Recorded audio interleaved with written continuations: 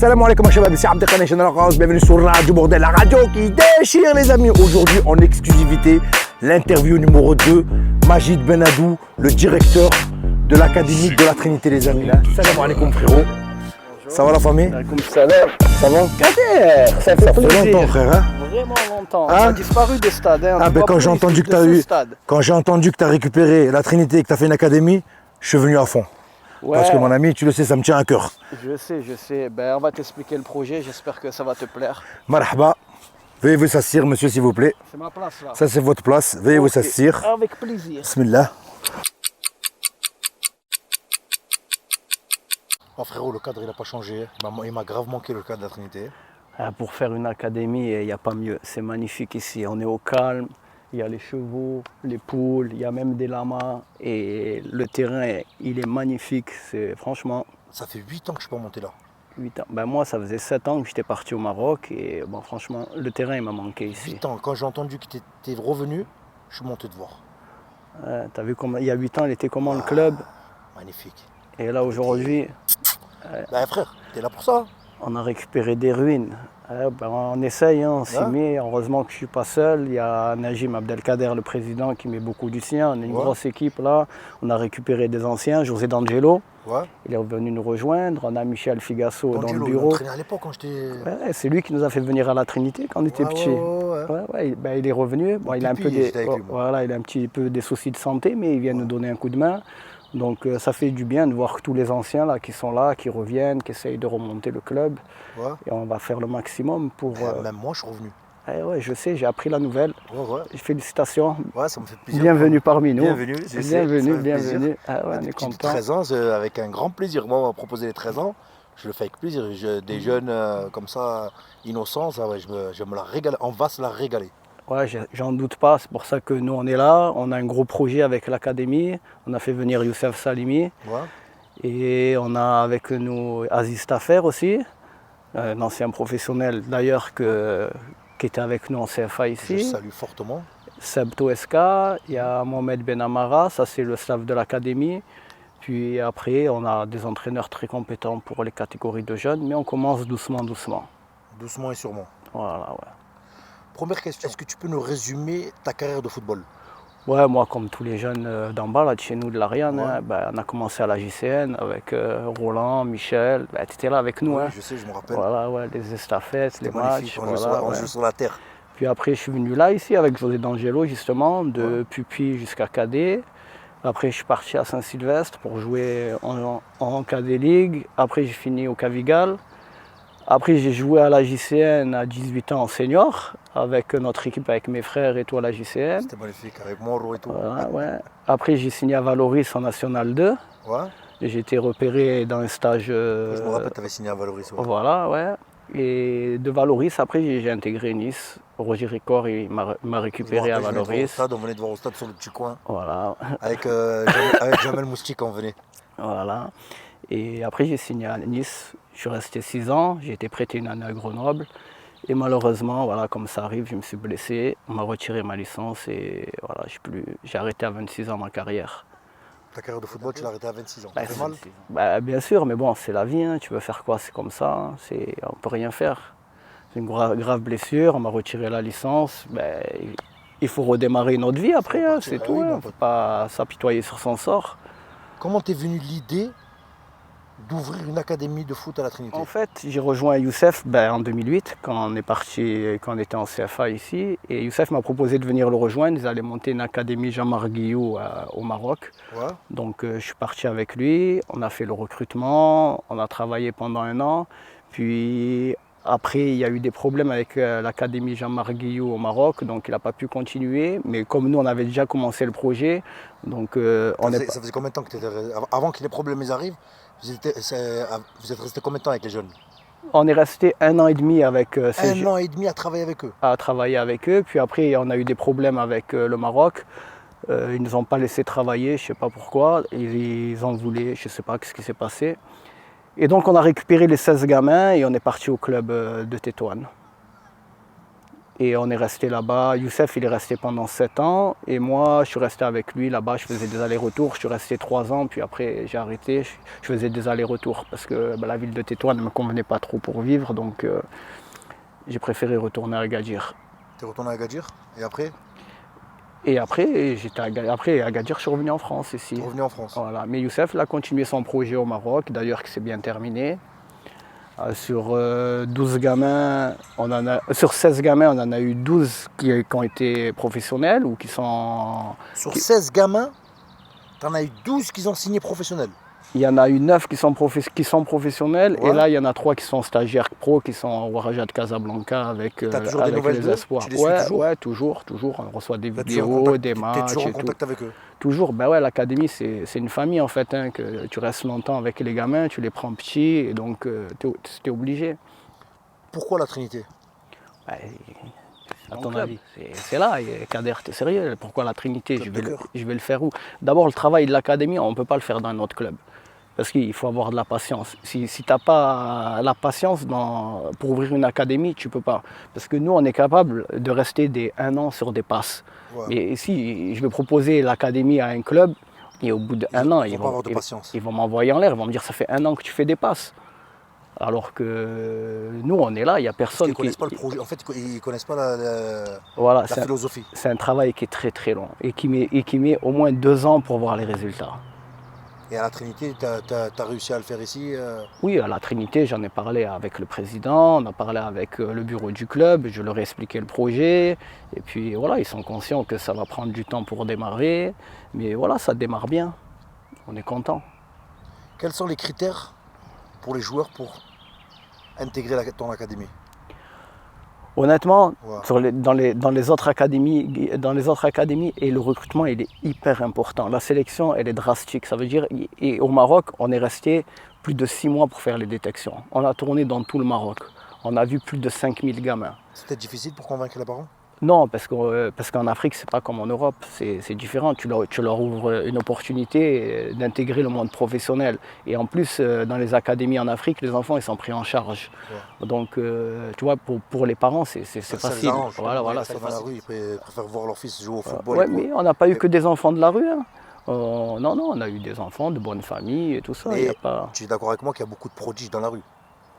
Pas forcément. Pas forcément? Non, nous c'est ce qu'on croyait au début, j'étais comme toi, c'est ce que je croyais. Je croyais même que les enfants de la rue, ils allaient travailler plus que les autres. Avoir faim? Voilà, mais du tout. Non, c'est juste une question de mentalité. Tu peux être super riche et avoir une mentalité de travailleur de fou et rien avoir et être un feignant. Et ça veut rien dire. Est-ce qu'un joueur moyen peut devenir un élément clé dans ton effectif? Pour répondre à ta question, déjà, nous, on essaie de faire rentrer des joueurs très très forts à l'académie. C'est pour ça qu'on fait une grosse sélection. Avec un niveau minimum. Ouais, il faut vraiment que ce soit des bons joueurs. Parce que c'est entre bons joueurs qu'ils progressent. Ouais. Ils se tapent la bourre tellement que c'est entre bons joueurs qu'ils progressent. Et tellement ils vont se taper la bourre, ça va... Voilà, ça tape toujours vers le haut, ça tape jamais vers le bas. Mais si tu mets des joueurs qui sont moyens et tout, ils vont avoir du mal. Ah ouais? Ils vont vraiment, vraiment galérer.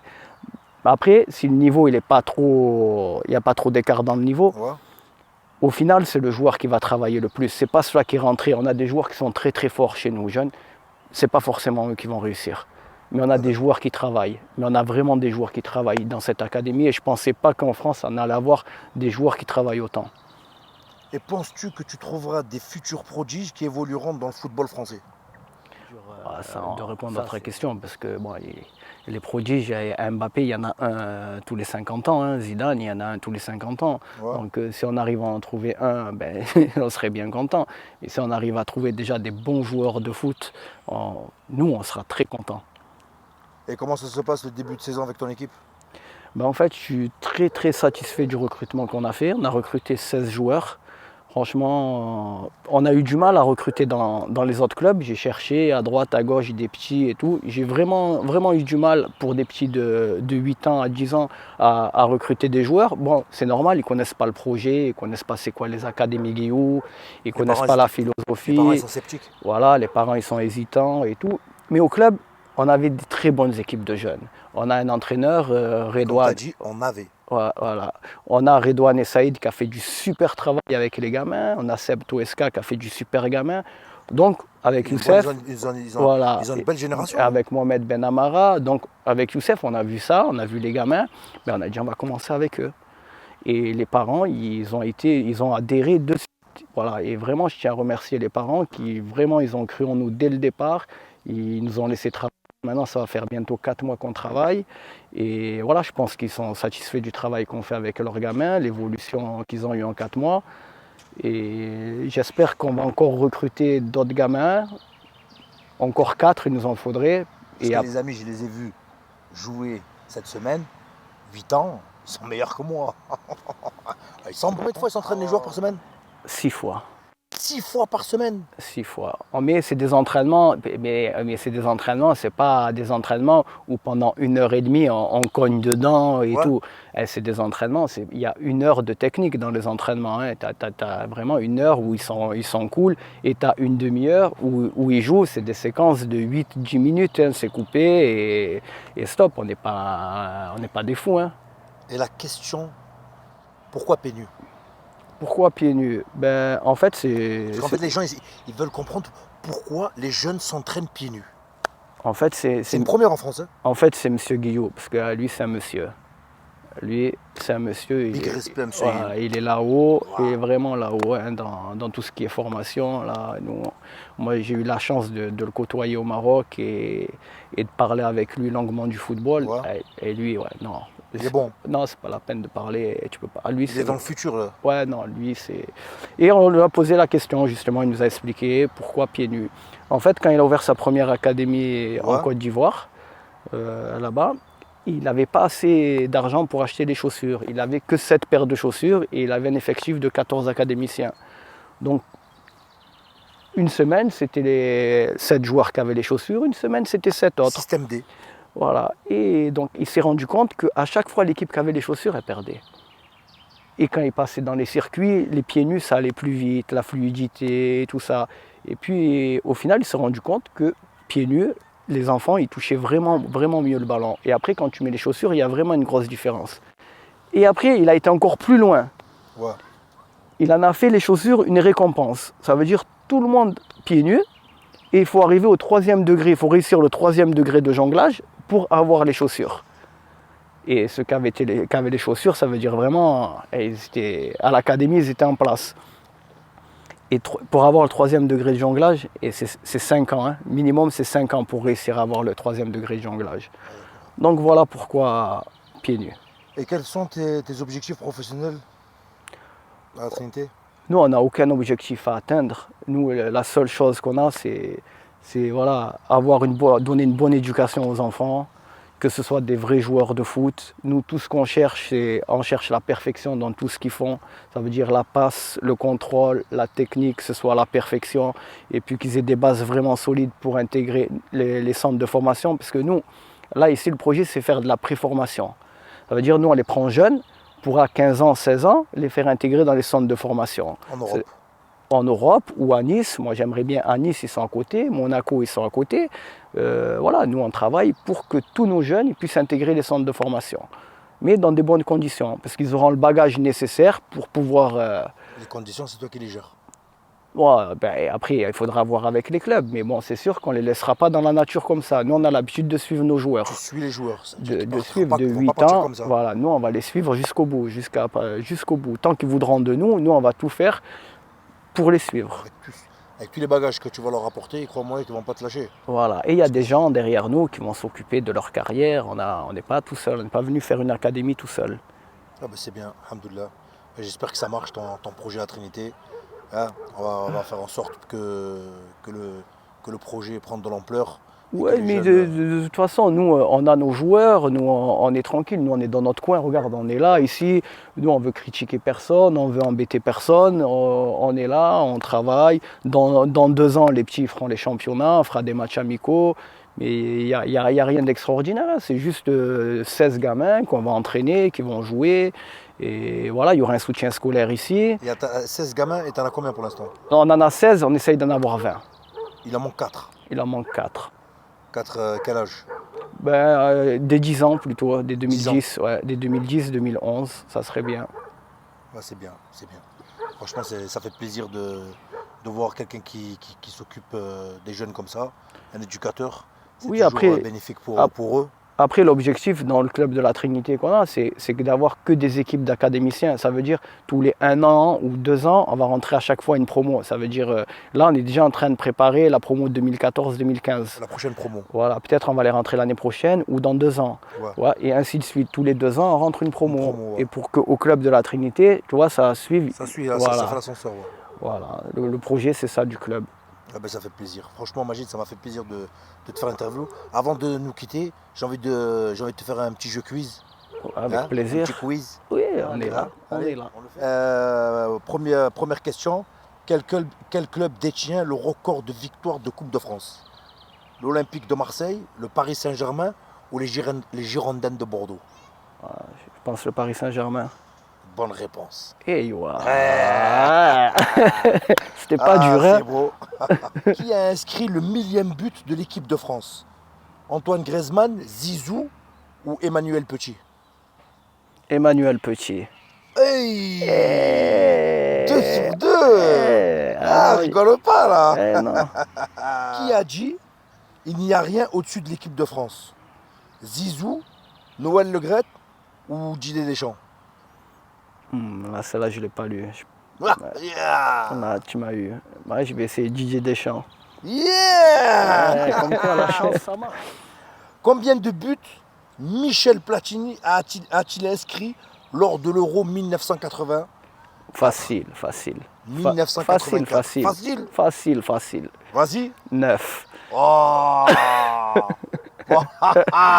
Ouais. Franchement. Et ça fait Magid. 40 ans qu'on est dans les stades de T'as foot, géré mon de ami. Oh putain, 4 questions, 4 bonnes réponses. Ah, il y en a une, c'était la chance. Michel Didier Deschamps. Ouais. Dernière question. Quelle équipe tu vois remporter l'Euro? La France. La France. La France. Et on soutient la France. Ah, on soutient la France. Et je soutiens surtout Karim Benzema. Les amis, c'était Radio Bordel. Je vous remercie fortement. Comme vous avez vu, on a fait l'interview avec Magid Benadou, le directeur de l'Académie de la Trinité. Ça m'a fait un grand plaisir de revenir dans ce stade après 8 ans d'absence. Je reviens ici et je découvre que Magid Benadou a récupéré le stade de la Trinité et en a fait une académie. C'est magnifique. Je vous embrasse, prenez soin de vous, faites du bien autour de vous. C'était Abdelka Nation et Magid Benadou.